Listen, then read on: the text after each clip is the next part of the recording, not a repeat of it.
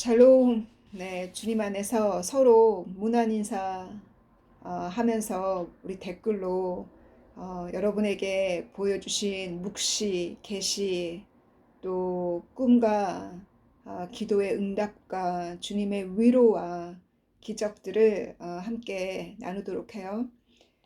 음, 어젯밤 어제 강의 이후로 영적인 전쟁이 있었거든요. 어제 강의를 교회에서 할 때, 그 영적인 전쟁을 마치고 제가 집으로 강의 끝나고 나서 자매님 한 분을 집에다 데려다 주고 집에 가는 길에 제가 기도하기를, 주님, 내가 이 강의를, 교회에서 하는 강의를 정리하고 취소하고 그냥 교회 건물을 빌려다가 주일날도 강의를 하고, 예배는 참석하지만 주일날 예배 후에 강의를 하고, 또 수요일이나 수요일 교회 강의도 저희 집에서 하거나 다른 자매님 집에서 하거나 아니면 교회 건물을 빌려서 하는 걸로 이 강의를 취소를 할까요? 라고 주님께 제가 기도를 했거든요.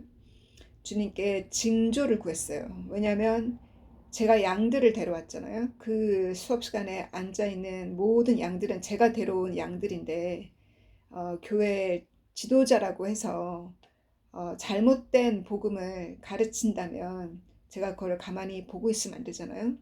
그래서 그것은 잘못된 거라고 제가 지적을 하고, 제가 다시 성경 구절을 들어서 가르쳤어요.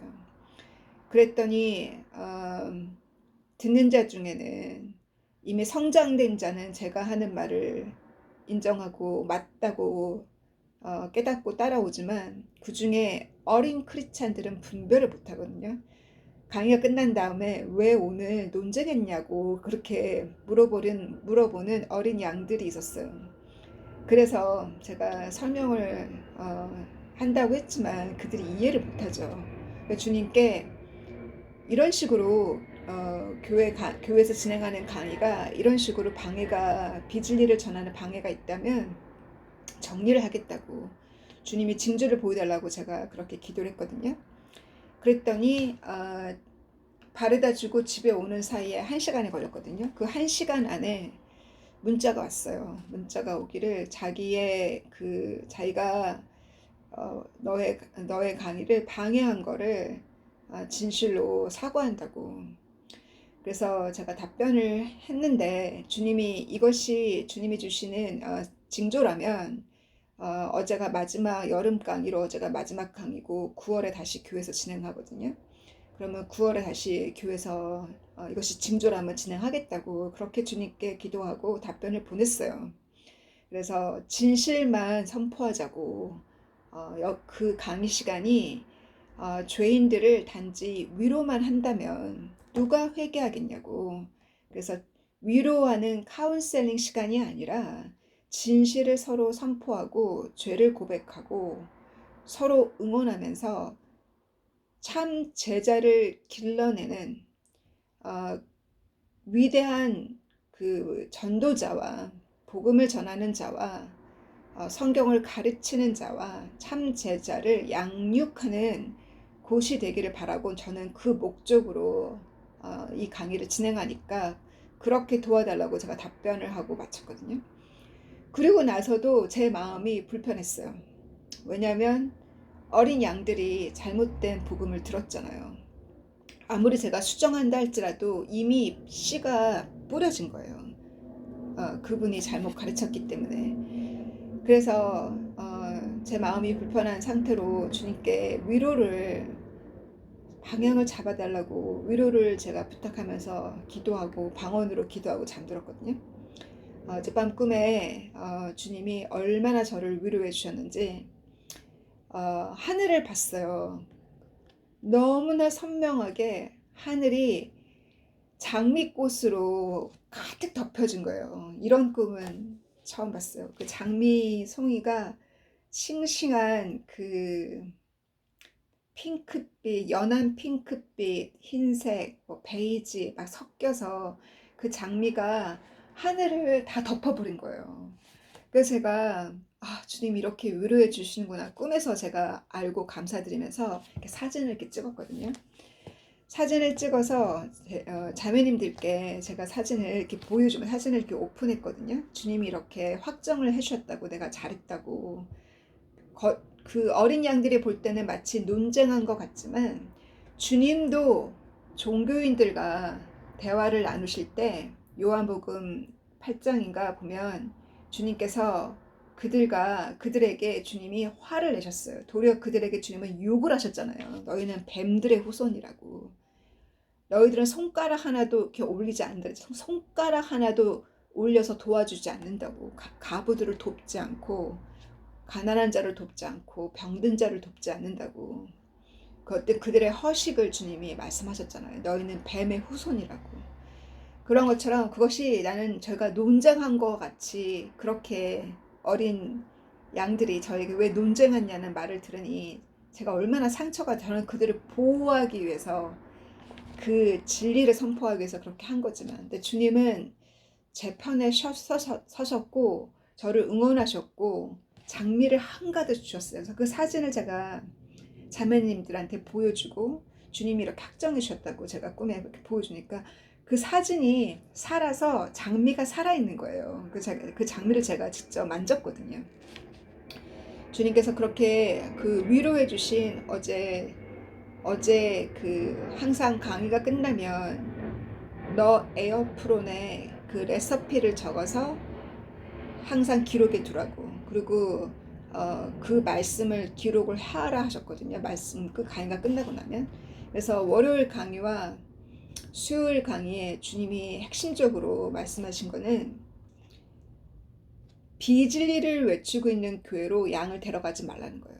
비진리를 외치는 곳으로, 왜 주님께서 2019년에 저에게 이 사명을 주실 때 유튜브를 오픈하라고 사명을 미리 주셨을 때 2019년 크리스마스 때 너는 교회 바깥에 교회를 세우라셨거든요. 성경을 가르치는 성경 바이블 스터디를 셋업하라 하셨어요. 교회 바깥에.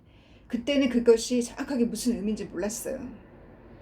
근데 지금 생각해 보니까 교회에서 지금 신학하시고 목회를 하시는 분, 저는 저희들이 기도하고 그분들을 위해서 기도하고 또 우리가 응원하지만, 왜 주님이 저에게는 다른 사명을 주셨냐면, 신학을 하게 되면 천년 왕국을 못 가르치는 교단도 있어요. 천년 왕국이 이미 예수님이 승천 이후로 성령을 주셨기 때문에 성령을 통해서 천년 왕국이 진행된다고 생각하고, 예수님께서 다시 오시는 그 재림의 역사를 이미 이루어졌다라고 얘기하고 재림을 주장하지 않아요. 그런 교단이 있어요. 그렇기 때문에 아마 제가 알기로는 프레스비테리언 교단으로 제가 알고 있거든요.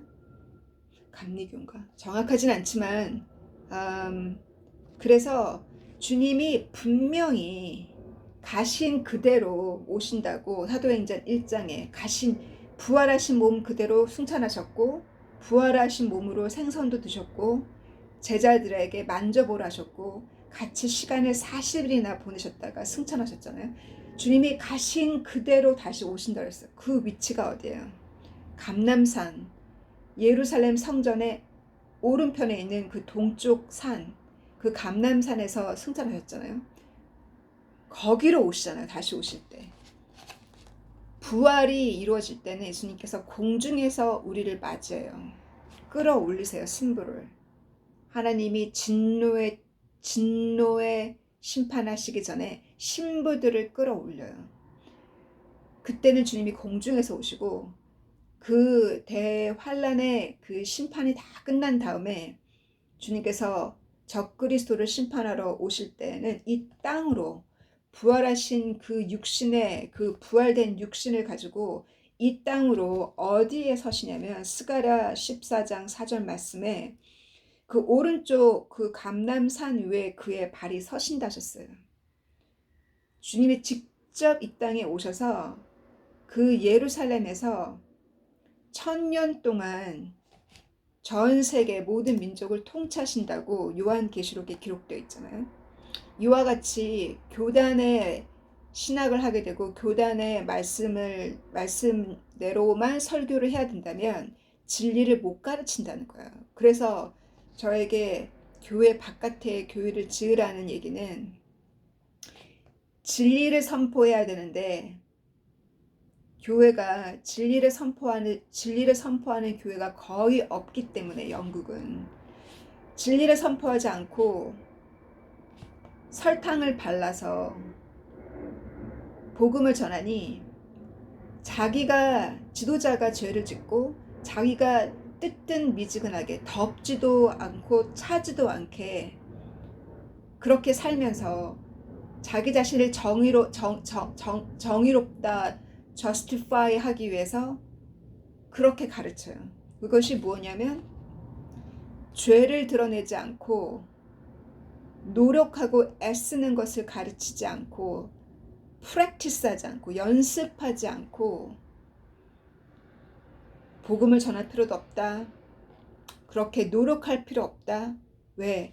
성령이 다 책임지신다. 성령이 자제력까지도 성령이 다 통치하기 때문에 우리가 노력할 필요가 없다라고 어제 가르치는 그러한 지도자의 강의를 제가 막아야 하잖아요. 왜냐하면 그렇게 가르치면 크리스찬들이 노력하지 않는다는 거예요. 주님께서 노력하지 말라고 하지 않으셨잖아요. 분명히 7개의 교회에게 말씀하시기를 덥지도 차지도 않는 사람 그런 자는 남아져요. 휴거에 참여하지 못해요. 덥지도 차지도 않고 겁없이 복음과 함께 담대하게 살아야 한다고 하셨는데 승리하라 하셨는데 복음을 창피해하고 복음을 전하는 것을 겁내하고 부끄러워하고 겁내하는 자 남아져요. 휴거에 참여하지 못해요. 그러한 자를 바보 같은 자를 뭐라고 하셨어요? 요한계시록에 그런 자는 천국 바깥에 있을 거라고 요한계시록 21장 8절에 보면은 그렇게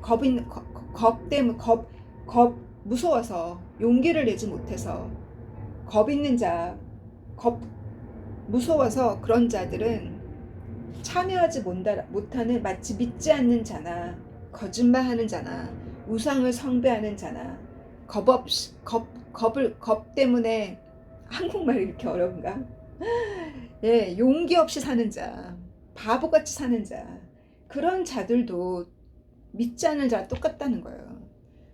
그래서 주님께서 우리에게 가르치시기를 너희가 나의 제자가 되려면 너 자신의 삶 또한 미워야 된다고. 제자의 조건이 있어요. 그 제자의 조건에 너 자신을 부인하고 너의 자녀까지도 미워하고 너 자신의 삶까지도 미워할 정도의 조건을 주님이 말씀하셨거든요. 어렵잖아요. 그 단계까지 올라가기 위해서 날마다 나 자신을 부인하고 날마다 노력하도록 주님이 왜 1시간도 깨워서 기도 못하냐고 베드로에게 말씀하셨잖아요. 베드로와 요한과 야고보에게 그 왜 1시간도 기도 못하냐고. 그게 바로 우리에게 주님이 우리를 예수님처럼은 못하지만 닮아가기를 원하시잖아요. 우리가 40일 예수님처럼 금식은 못하지만 내가 할 수 있는 금식, 지금 21일 동안 금식하자고 한 것이 완벽한 금식은 못하지만 내가 할 수 있는 금식을 통해서 근신하고 또 이 기간에 말씀을 더 보고 또 기도로 더 깨어있고 나를 군사가 전쟁 전에 갖추는 것처럼 무기를 갖추고 말씀을 더 보고 그 믿음을 키우기 위해서 말씀을 더 보고 또 내가 나 자신을 학대하라는 것이 아니라 주님이 주시는 명령은 항상 편안하진 않아요. 마음에 주님이 평화를 주셨지만 주님이 명령하실 때는 불편해요. 왜? 내가 못하는 거를 주님이 시킨단 말이에요. 요나에게 니느웨 성 가서 외치라고 하신 것처럼 어제 같은 수업 시간에 제가 왜 외쳤냐면 제가 그렇게 못했었거든요. 교회 지도자들이 비진리를 외칠 때 제가 못 막았어요. 왜? 어르신이니까. 교회 지도자니까 말을 못했어요. 그날 밤 주님이 저에게 무엇을 보여준 줄 알아요? 그 지도자들이 뱀을 잡아서 그거를 항아리에 넣어서 그 병에 넣어서 나보고 그것을 성도들에게 먹이라고 주는 거예요. 제가 그 꿈을 꾸고 얼마나 속상했는지 내가 그걸 막지를 못했잖아요. 주님이 선명하게 영적인 세계를 보여주셨기 때문에 그것이 뱀을 먹이는 거예요. 가장 교묘한 것이 교회 안으로 들어오는 사단이에요. 바로 그것이 사탕 발림의 복음이라는 거. 그래서 어떻게 해요? 회개를 안 시키는 거예요. 죄를 드러내지 않기 때문에. 왜? 자기가 죄 가운데 살기 때문에. 자기가 뜨겁지도 차지도 않고 손가락 하나 올리지 않기 때문에. 하나의 그 종교인이 되어서 월급 받아서 자기 자식만 챙기고 성도 챙기지 않고 그렇게 살기 때문에 주님이 때로는 병석에 던진다 그랬어요. 그래서 때로는 내가 아플 때 제가 그 공황장애로 아플 때 그 고린도서에 나와 있는 바울의 말씀처럼 가들리 소로 하나님적인 신성한 고통, 하나님적인 고통은 슬픔은 무엇을 줘요? 회개라는 열매를 준다 했어요. 그래서 그 고통 중에 회개를 하게 하셨어요, 주님이. 그 고통 중에 나의 죄를 자복하게 하셨어요. 저의 자만과 저의 오만을 자복하게 하셨어요. 그리고 저의 죄를 드러내셨어요. 그래서 주님이 먼저 시키시는 거는 회개를 먼저 시키셨어요. 그리고 나서 주님이 사랑으로 치유하셨고 친절하게 치유하셨고 치유가 끝난 다음에는 주님이 사명을 주신 거예요. 주님께서 시키는 일은 때로는 부담스러운 거예요. 부담스럽지만 때로는 억지로 했어요. 저도 억지로. 너 다른 사람을 구조하러 갈 때 제가 눈물을 흘리면서 주님 저 못 가요. 저 오늘은 못 가요. 매주 화요일이 올 때마다 마음이 부담. 아침에 일어나면 마음이 부담. 오늘도 정신병원을 가야 돼. 그녀를 구조하기 위해서. 근데 그녀는 저를 환영하지 않아요. 그리고 가면 막 비명소리며 그 안에 영적으로 너무 어두운 곳에 혼자 들어가기가 싫은 거예요. 그때가 팬데믹 기간이라 마스크도 써야 되고 사람도 혼자 가야 되고 두 명 같이 못 들어가고 그런 기간에 제가 울면서 그날도 전화를 했더니 저 보고 싶지 않다는 거예요. 주님 저를 보고 싶지 않다는데 저 안 갑니다 오늘. 막 울면서 제가 너무 부담돼서 그랬을 때 주님께서 뭘 하셨냐면 주님의 음성을 직접 듣는 거는 가끔이거든요. 자주 아니에요. 주님은 주로 꿈을 통해서 말씀하시고 성경 귀절로 말씀하시잖아요. 정확하게 음성이 들리기를 When you rescue someone, you don't ask. 그렇죠. 누구를 구조하러 갈 때는 구조해 줄까? 라고 물어보지 않는다는 거예요. 가서 바로 물에 있는 사람을 끄집어내야죠. 그 얘기를 제가 그 음성을 들으면서 제가 신발을 묶을 때 눈물이 뚝뚝 흘러졌어요. 그렇게 하고 갔을 때 기적이 일어났잖아요. 의사가 6개월 있어야 한다는 정신병원에서 주님이 저를 통해서 7주 만에 그녀를 빼내셨어요. 그것이 지금까지도 간증이 되는 것처럼 주님이 이 간증을 지금까지도 또 천년왕국 내내 그 간증을 시키기 위해서 주님이 주신 일이었거든요. 주님께서 여러분에게 주시는 지금 그 일은 지금만이 아니에요. 천년왕국 동안 주님이 여러분을 통해서 간증케 하기 위해서 주시는 말씀이거든요. 그래서 그 사명이 비록 어려울지라도 주님께서 처음에 연습할 때는 1000번 연습해야 되잖아요. 어려워요. 길거리에서 복음을 전하는 것도 어렵고 복음을 나누는 것도 모르는 사람과 어려워요. 그러나 그것을 자꾸 습관적으로 억지로라도 하다 보면 어느새 그것이 편해져요. 그 단계까지 가기 위해서 사도 바울이 자기 자신을 저주했잖아요.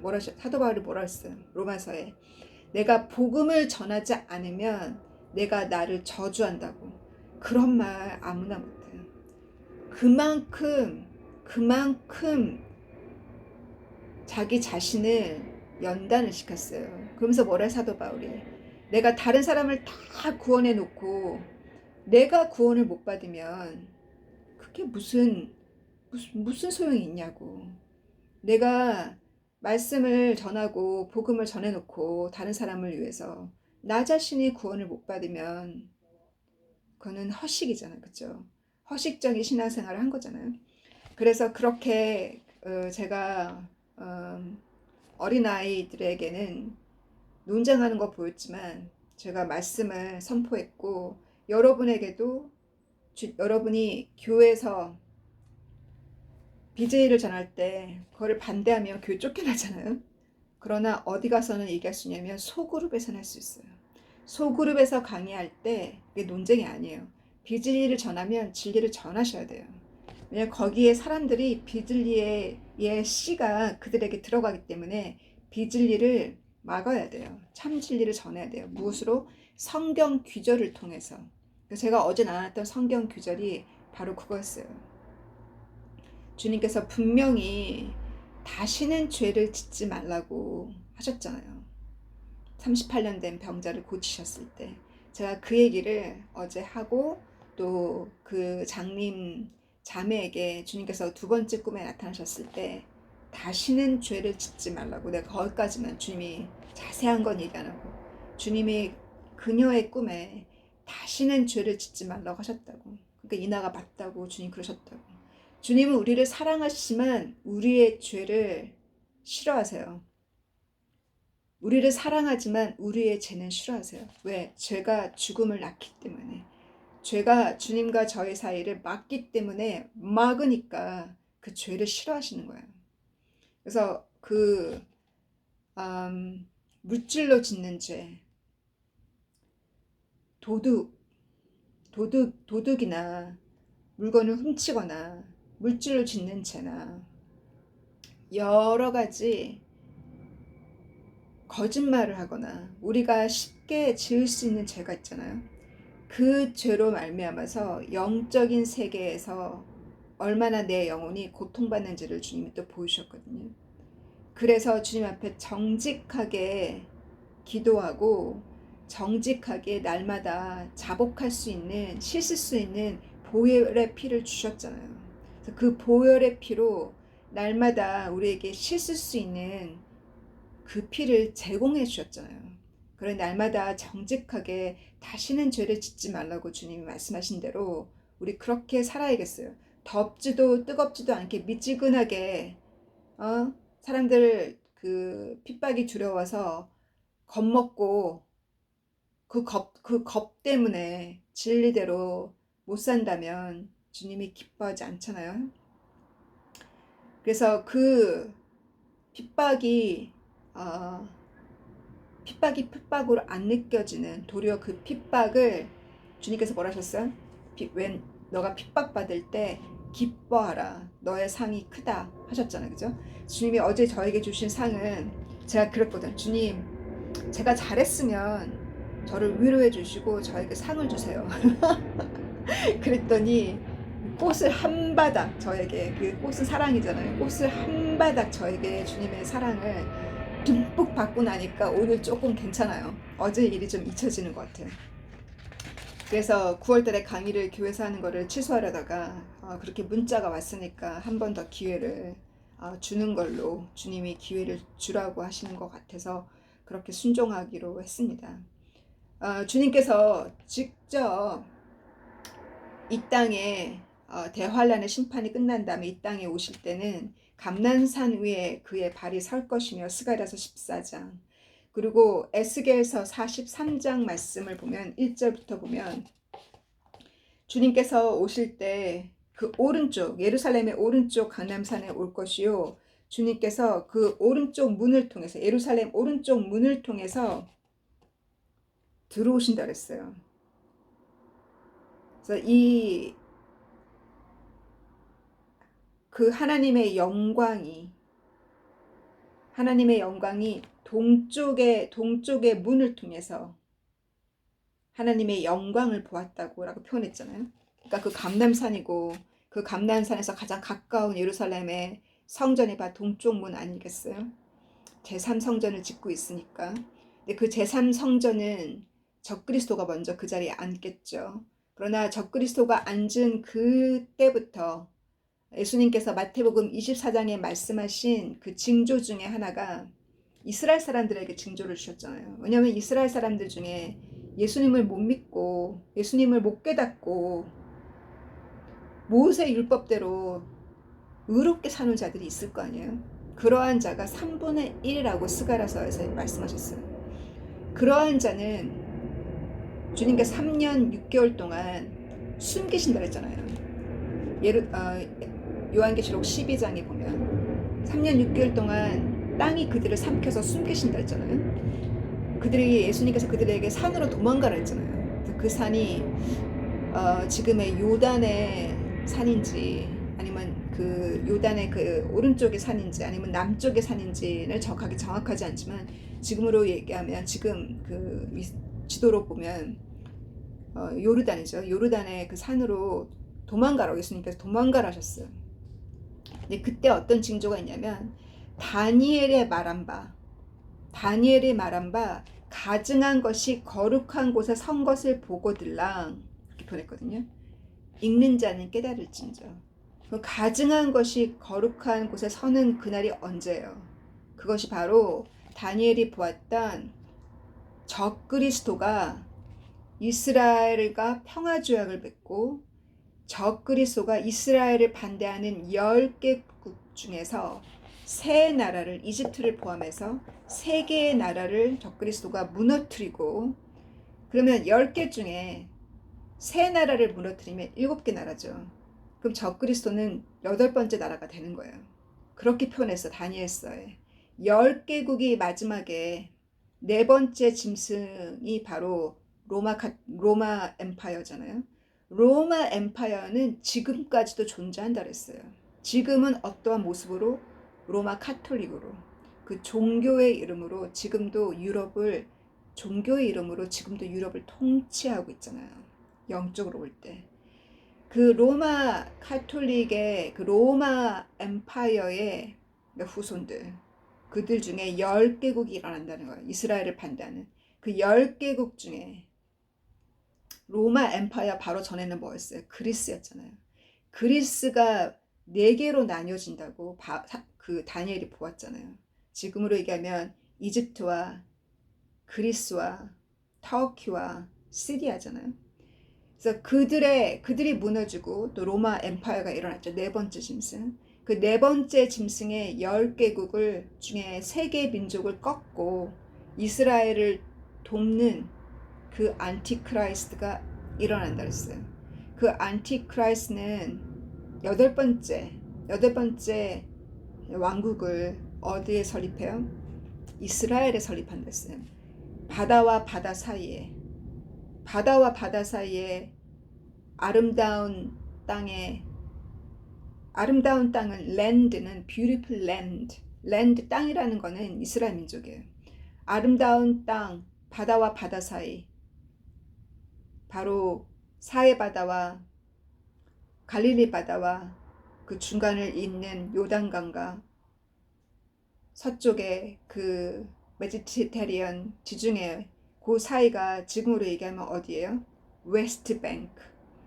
예루살렘과 가까운 그 웨스트 뱅크의 헤드쿼터가 되어서 거기에 민족을 세우잖아요.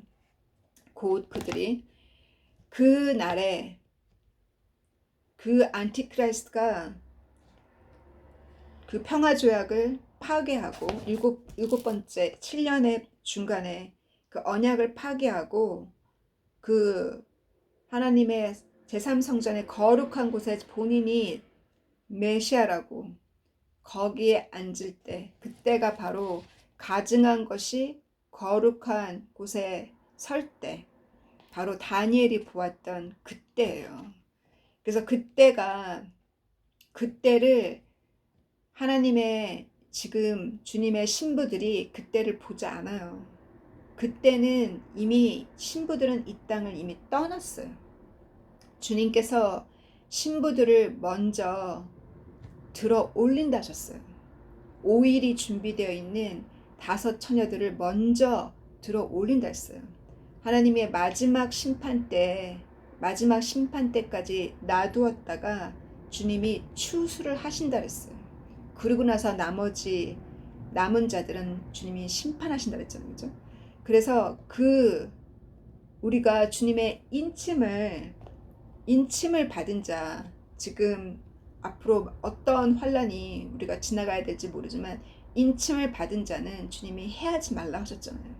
그래서 열심히 주님의 말씀대로 우리가 말씀을 사모하고 말씀대로 진리를 선포하고 그렇게 갈 때 오른손이 하는 일을 왼손이 모르게 자랑하지 말고 열심히 주님이 시킨 일을 순종하면서 할 때 주님이 드러나실 때가 있어요. 제가 얘기하지 않아도 주님이 드러내셔요. 그 주님이 드러내시는 그때까지 열심히 오른손에 하는 일을 왼손이 모르게 하고 있을 때 주님께서 그 자는 주님이 이마에 인을 쳐주신다고 꿈에 저에게 보이셨거든요. 이마에 여기 제가 만졌는데 뭐가 눈썹과 눈썹 사이가 이게 불룩 튀어나오더라고요. 그것을 주님이 인이라고 하셨거든요. 제가 그렇게 느껴졌어요. 꿈속에서 제 이마에 인이 있다는 거를. 근데 그 인을 받은 때 그 천사가 그때 뭐라냐면 오른손이 하는 일을 왼손이 모르게 했기 때문에 그 인을 받았다고. 그 얘기는 주님께서 그 소자를 챙기는 자, 숨어서 또 너의 친구를 위해서 너 자신을 낮추는 자는 나의 친구라 하셨잖아요. 그러한 자는 더 이상 내가 너를 종이라고 안 부르고 나의 친구라고 부른다고 예수님 말씀하셨잖아요. 그렇게 여러분이 숨어서 주님의 제자로, 참 제자로 그와 같은 삶을 살 때 인을 받아요. 그래서 그 주님께서 그 안티크라이스트가 서는 것을 보고들랑 그때 도망가라고 이스라엘 사람들에게 주님이 미리 말씀하셨잖아요. 그 제자들에게. 그래서 그때 마지막의 징조가 해와 달이 어두워질 때, 그때가 마지막 징조라 하셨어요. 그래서 이렇게 주님이 징조를 보여주시는데도 뜨뜻미진하게 회개하지 않으면 주님이 병이라는 병석에 던지기도 하시고 자녀가 아프기도 하고 주님이 고통에 넣으세요. 그것은 주님이 거룩한 고통이에요. 그 거룩한 고통 중에 주님이 우리를 정결케 하기 위해서요.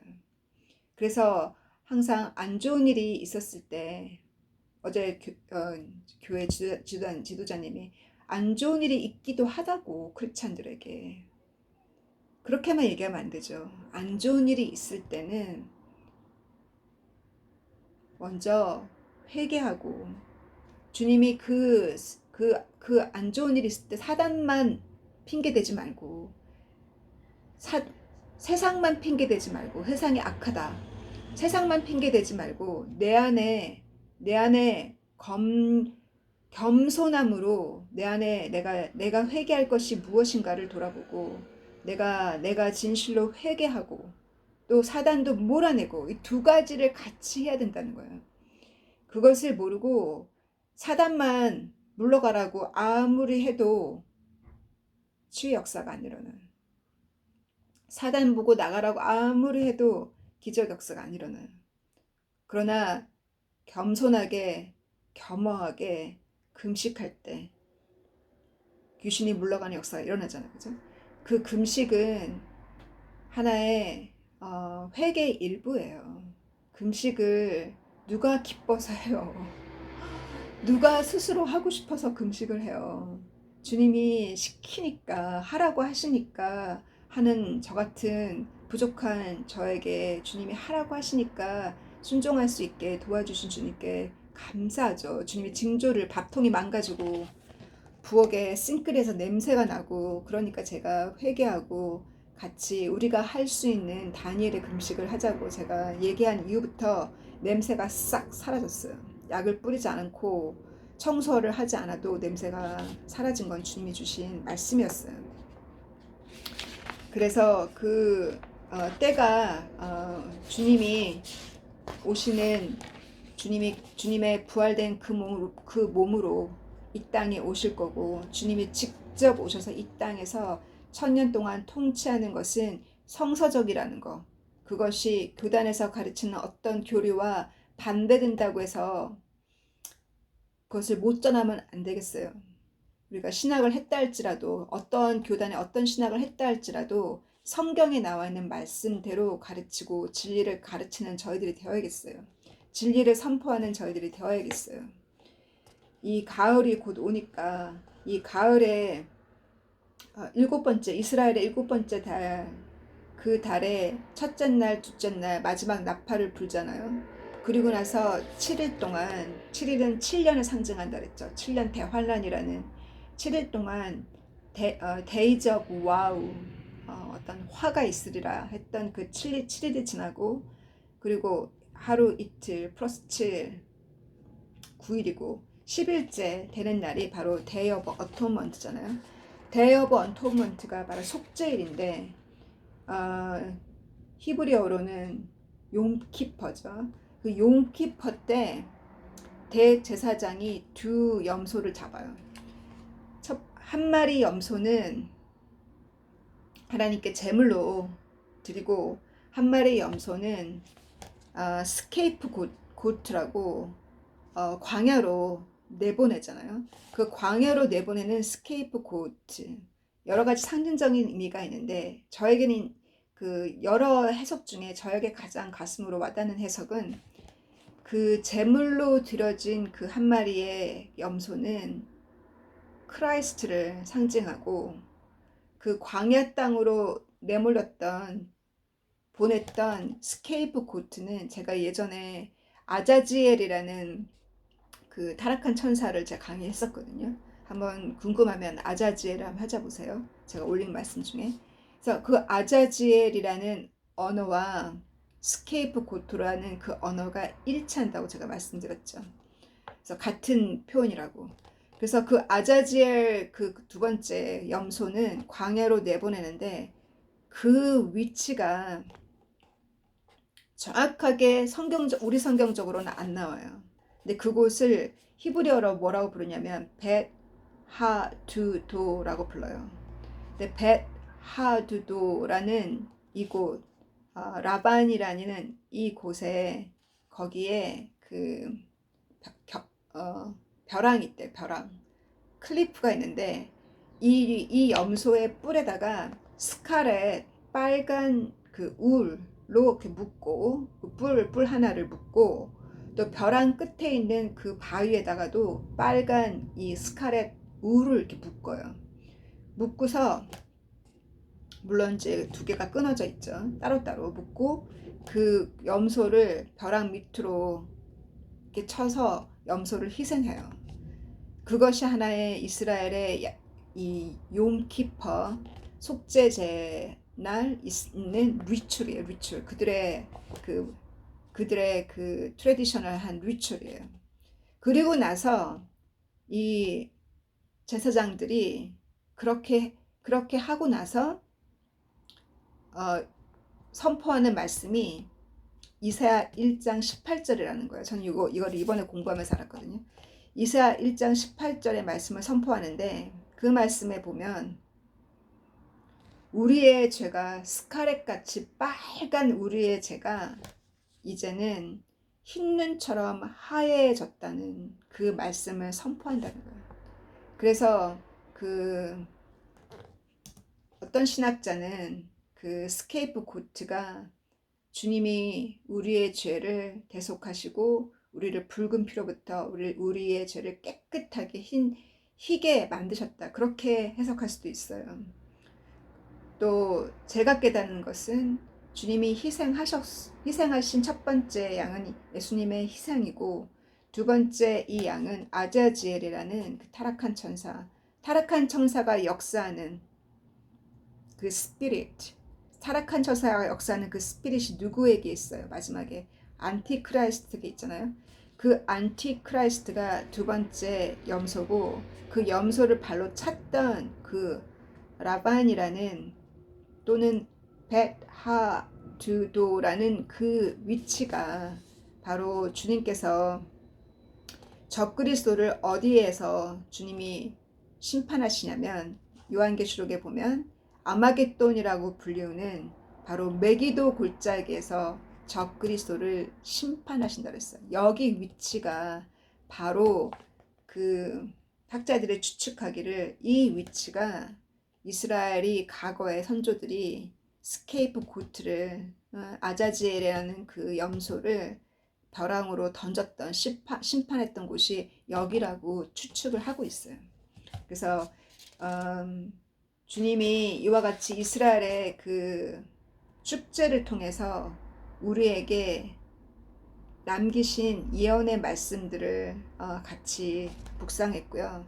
지금 이 3주 동안 지나가는 그 이 고난 주간 동안 우리가 더 근신하면서 가자고 제가 말씀드린 대로 여러분 열심히 따라 함께 근신하고 함께 이 네 번째 인을 주님이 보여주신 그것이 과연 우리가 네 번째 인을 지나가는지, 네 번째는 보여주시는 것이 주님의 신부를 먼저 들어 올리고 네 번째 인이 지나가는지 저는 몰라요. 우리는 그날과 그 시를 모르지만 주님께서 우리에게 아버지만이 아신다 그랬잖아요. 그리고 주님께서 우리에게 분명히 약속하셨고, 인친자는 해하지 말라고 주님이 약속하셨잖아요. 이미 해하지 않으신다고. 우리가 주님의 인침을 받기 위해서 또 기도하겠습니다.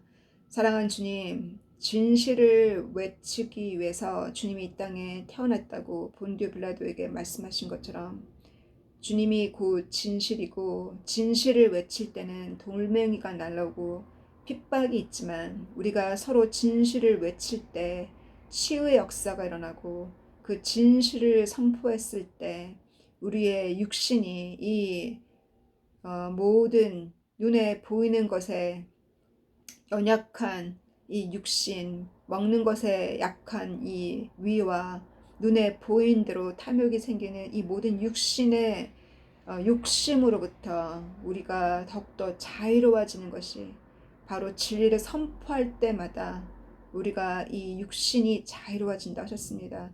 주님께서 이미 과거의 죄를, 우리의 붉은 피 같은 과거의 죄를 흰눈같이 깨끗게 해주신 주님의 그 친절하신 그 사랑, 그 희생적인 사랑 앞에 진실로 감사하고, 진정한 금식은 가서 감옥에 있는 자를 풀어내고, 가난한 자를 가서 돕고, 병석에 있는 자를 찾아가고, 고통 가운데 있는 그 자를 가서 고통을 참여하고 그들의 고통에 참여하고, 주님께서 진정한 금식을 이사야를 통해서 말씀하신 것처럼 이 3주 기간에 주님 우리에게 붙이실 그러한 자가 어디에 있습니까? 주님이 보내주셨을 때 우리가 거절하지 아니하고 우리가 순종할 수 있도록 주님 인도하여 주시고, 주님께서 그렇게 할 수 있도록 보여주시고, 우리에게 방언의 능력을 주셔서 주님이 기뻐하는 기도를 할 수 있게 도와주시고, 성령의 이끌림으로 기도하는 저희가 되게 하여 허락하여 주시고, 이 무적행의 문이 열려서 이 모든 악한 자들이 주님 가는 곳마다 더 폭력이 심하고, 청소년들의 폭력이 심한 이 영국과 이 폭력과 이 핍박과 이 어둠의 세력이 이렇게 강하고, 주님 오시는 그때 소돔과 고모라와 그날은 요나의 그 니느웨 성과 하나님의 과거에 행하신 모든 것이 본보기가 돼서 그날이 바로 노아 때와 같고 소돔과 고모라 때와 같고 요나 때와 같다고 주님이 말씀하신 것처럼 주님께서 주님이 심판하기 전에 주님께서 노아를 방주에 넣으셨고 주님께서 에녹과 엘리야를 휴거시키셨고 주님께서 심판 전에 미리 아브라함에게 미리 말씀하신 것처럼 주님께서 심판 전에 미리 말씀하시고 많은 선지자를 통해서 미리 보여주셔서 우리에게 회개할 수 있는 기회를 주셔서 진실로 감사합니다. 주님, 우리가 말씀을 선포할 때마다 돌멩이가 날라오지만 우리가 인기를 잃을지라도 우리가 사람의 인기를 잃을지라도 진리만을 선포하고 갈 때 오직 그럴 때만이 기적의 역사가 일어나고 치유의 역사가 일어나고 오직 진리를 선포할 때만이 생명의 역사가 일어나는 것을 보았으니 주님, 우리가 그렇게 살게 도와주시고 덥지도 뜨겁지 않았던 그러한 미직정한 신앙이 있거들라 주님께서 잠을 깨워주시고 주님이 알람을 통해서 매 10분마다 알람이 울릴 때 주님, 제발 이제 우리가 벌떡 일어나서 기도하는 주님, 왜 1시간을 기도하지 못하냐고 말씀하신 그 말씀을 생각하고 우리가 하루에 1시간 꼭 아침에 기도할 수 있는 저희들 될 수 있도록 주님 인도하여 주시고 지금 고통 가운데 있는 우리 형제자매님 그들의 자녀와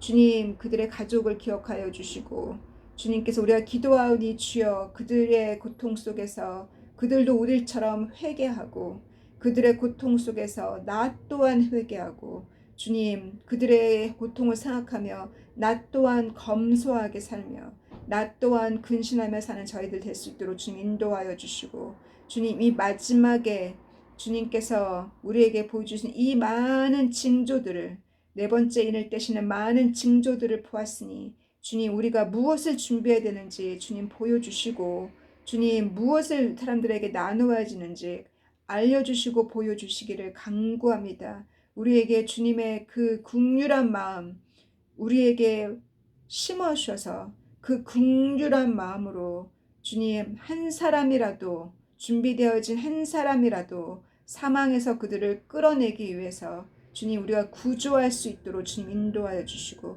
누가 배고픈지 누가 목마르고 배고픈 자에게 그 진리가 전달되어질 수 있도록 우리 형제자매님 중에 그 말씀을 전달하고자 하는 길에서 외치시는 분들과 주님 힘을 주시고 보호하여 주시고 그 말씀을 전달하고자 하는 그분들에게 주여 말씀을 주님 잘 전할 수 있는 주님 이해력과 깨달음과 지혜를 주셔서 때를 잘 알릴 수 있는 그들 될 수 있도록 주님 축복하여 주시기를 간구합니다. 주님께서 말씀을 열심히 충분히 말씀을 읽으라고 하나님의 생명의 물을 충분히 마시라고 하셨으니 충분히 마시는 저희들 될 수 있도록 인도하여 주셔서 그 말씀을 충분히 마심으로 주님 그 말씀을 나누기에 조금도 부족하지 않는 저희들 되기를 간구하고 소망할 때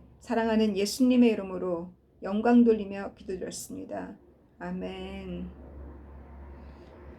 God bless you. Bye.